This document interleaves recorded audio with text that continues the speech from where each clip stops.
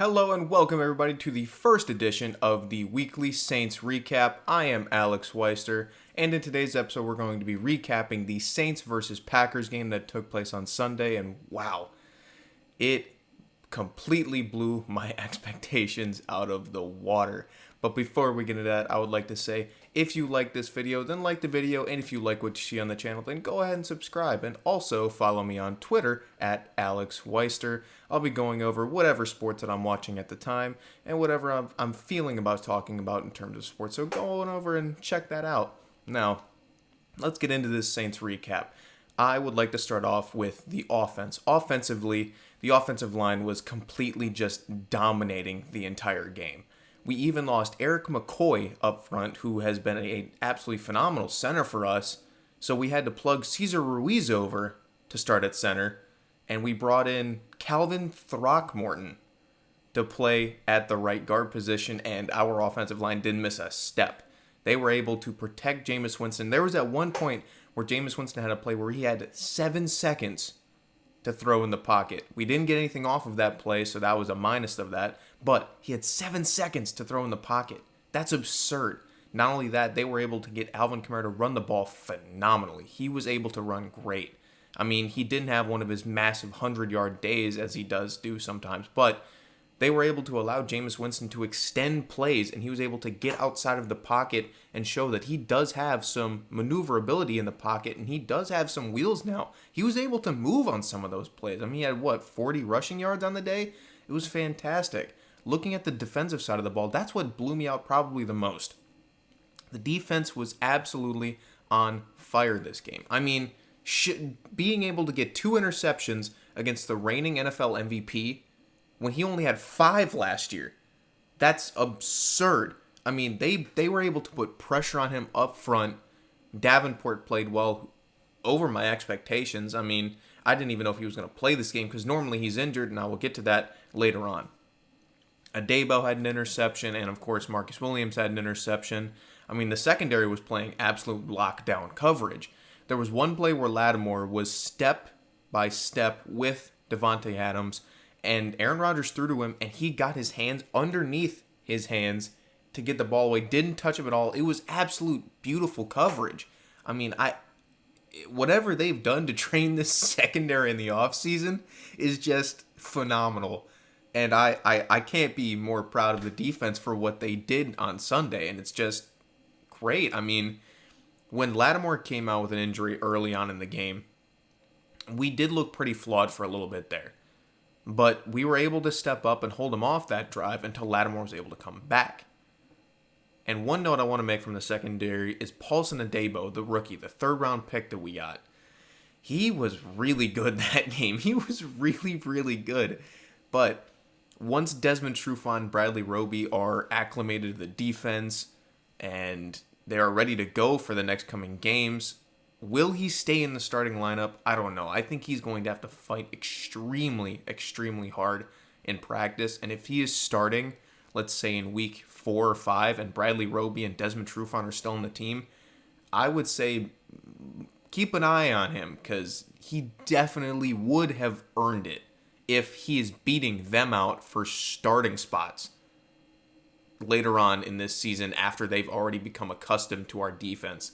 So, I mean, just insane. Also, another note for the defense, only holding the Green Bay Packers to 43 rushing yards. That's very impressive. Of course, the Saints are well known for their run defenses. They're among the top in the league pretty much every single year, but 43 yards is impressive nonetheless. Now let's jump back over to the offense. I'm still a little apprehensive to say that the offense is going to be legitimate this year, and I think that's fair. The run game looked good, but it pretty much always looks good as long as you have Alvin Kamara in the backfield. And Jameis had some good passes. Don't get me wrong on that, but I'm still apprehensive to say that Jameis Winston's going to be able to lead our team to anything legitimate. There's going to have to be games where he throws more than 20 times a game to get us a win. And once that starts to happen frequently and they're good wins, then I'll start to come on to this a little bit more. But his pocket awareness was fantastic. He was able to dodge sacks great. I couldn't have asked for better. And it looks like he's gotten faster in the offseason, which is great. He's able to move outside of the pocket. When we saw him in flashes last season, he looked slow. He looked very slow and a lot like a pocket passer. And so I thought coming into the season, we were just going to have Drew Brees again, where it's just a guy who's in the pocket and can't really move outside of it much. But now that we have that ability to roam outside the pocket, run play actions, it's going to open up this offense so much more. So I do see the potential for this offense, but for now, I kind of want to reserve it because I could still see the offense completely imploding behind Jameis Winston. I mean, we've seen him in the past. He's thrown a lot of picks. This stuff does happen. But overall, I will say his game was great. 5 passing touchdowns is nothing to turn your nose at. A great game for him. Overall, the best aspect of the game was the defense, and that's pretty easy. Rodgers only had 5 picks last year, as I said, and in this game they had 2 alone. They were able to communicate well. When I saw everybody who was starting on the field together, they were communicating, telling everybody to move, and it's something that I can't really say I've ever seen from the Saints defense before. I've never really seen good communication and just fantastic overall play from them. I mean, they say we were rated 5th in passing defense last year. I don't believe that. As somebody who watched it, the eye test showed me that was not 5th. Our defense was very suspect at times. Is it a big step up from what it used to be?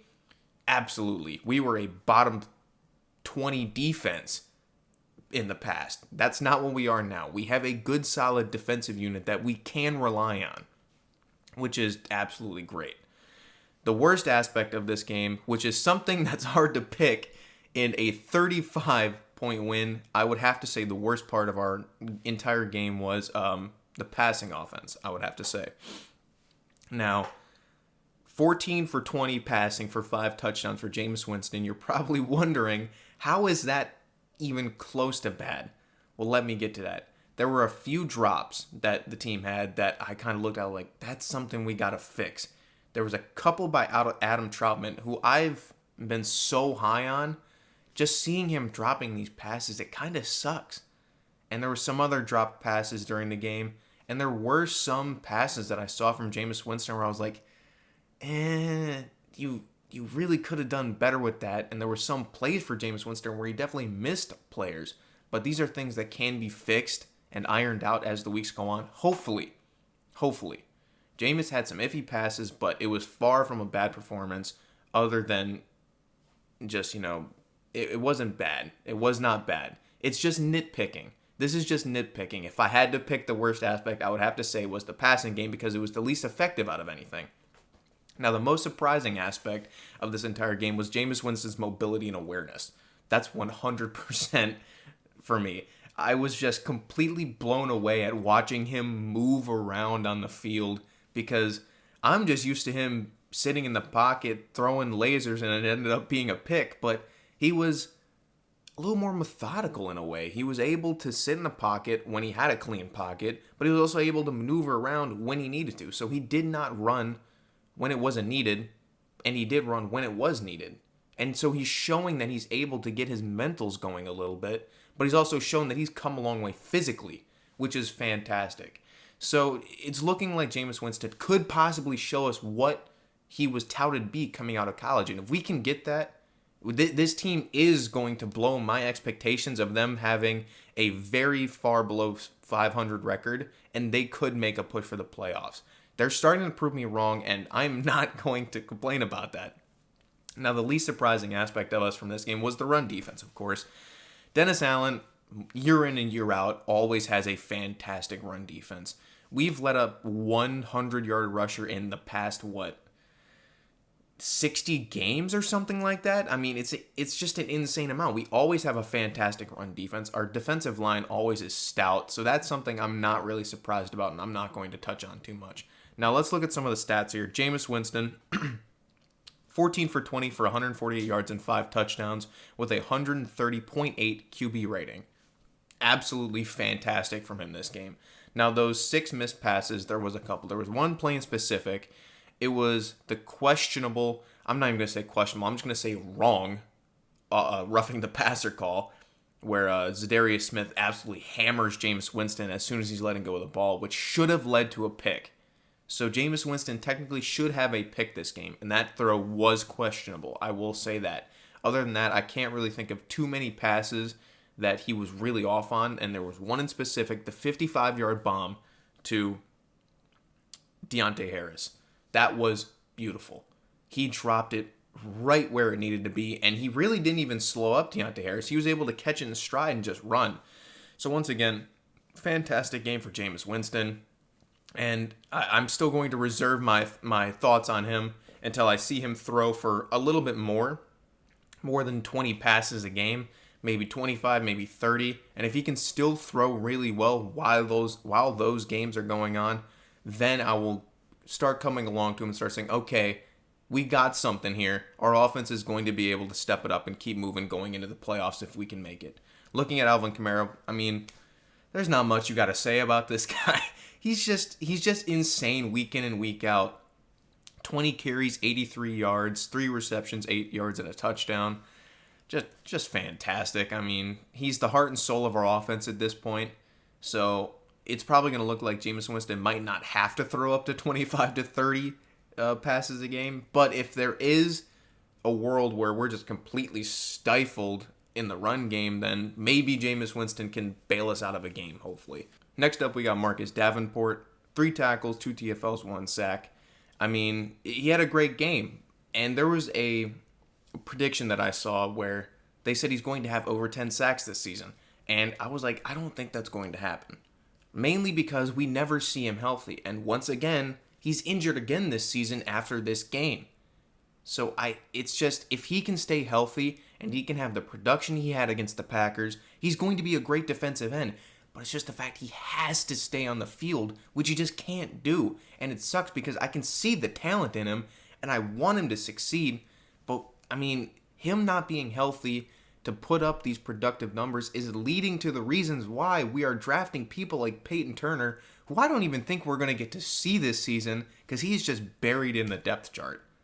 Another note from this game, the 34 minutes of control time we had, it was just fantastic. That's another one of the most impressive parts, was being able to keep the ball out of Green Bay's hands on offense and out of the reigning MVP. I mean, looking at the game, it looks like we wanted the ball in the reigning MVP's hands, but it was a smart plan keeping the ball out of Green Bay's offense so they can put points on the board, which was a fantastic job by our offense, being slow and methodical, getting down the field, but still being able to put points on the board.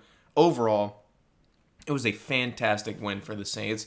Completely blew my expectations out of the water. I'll put it that way. They completely blew my expectations out of the water.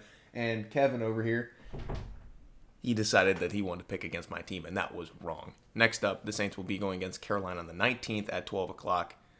It's going to be a good game. Can't wait to see it. So stay tuned to that. Stay tuned for the recap for that game. And, of course, we will have Kevin's picks coming up soon. He has his picks ready, so he will speak soon. Stay tuned to that. Thank you all for watching, and I hope you had a fantastic day.